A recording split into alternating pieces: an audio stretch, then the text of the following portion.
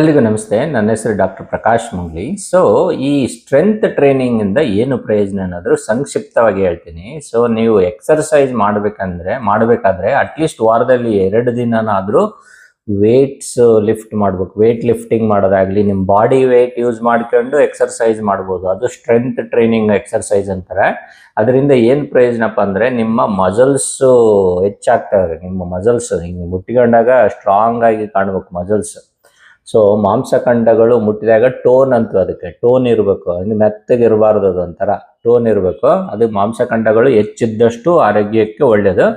ಮಾಂಸಖಂಡಗಳು ಹೆಚ್ಚಾದಾಗ ಈ weight lift ಮಾಡಿದಂಗೆಲ್ಲ ಏನಾಗುತ್ತೆ, ಬೋನ್ ಸ್ಟ್ರಾಂಗ್ ಆಗ್ತದೆ. ಆಲ್ವೇಸ್ ರಿಮೆಂಬರ್, ಯಾವತ್ತು ನೀವು ಮಸಲ್ಸ್ಗೆ ಮತ್ತೆ ಬೋನ್ಸ್ಗೆ ಹೆಚ್ಚು ಕೆಲಸ ಕೊಡ್ತಾರೆ ಅಷ್ಟು ಸ್ಟ್ರಾಂಗ್ ಆಗಿ ಅವು ಹೊರಹೊಮ್ಮುತ್ತವೆ. ಅದಕ್ಕೋಸ್ಕರ strength training is most important for longevity. ಅಂದ್ರೆ ನಿಮ್ಮ ಆಯುಷ್ಯ ನೀವು ಹೆಚ್ಚು ಮಾಡ್ಕೋಬೇಕಂತಂದ್ರೆ strength training is also important. ಬರೀ ವಾಕ್ ಮಾಡೋದು, ಸೈಕ್ಲಿಂಗ್ ಮಾಡೋದು, ಸ್ವಿಮ್ಮಿಂಗ್ ಮಾಡೋದು ಅಂದೆಲ್ಲ ಕಾರ್ಡಿಯಾಕ್ ಎಕ್ಸರ್ಸೈಸ್ ಅವೆಲ್ಲ, ಅದ್ರ ಜೊತೆಗೆ ಸ್ಟ್ರೆಂತ್ ಟ್ರೈನಿಂಗ್ ಮಾಡಲೇಬೇಕು.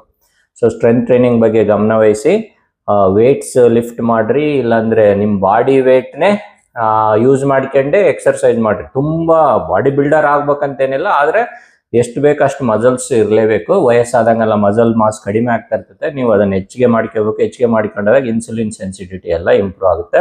ಆರೋಗ್ಯಕ್ಕೂ ಒಳ್ಳೆಯದು. ನಮಸ್ತೆ.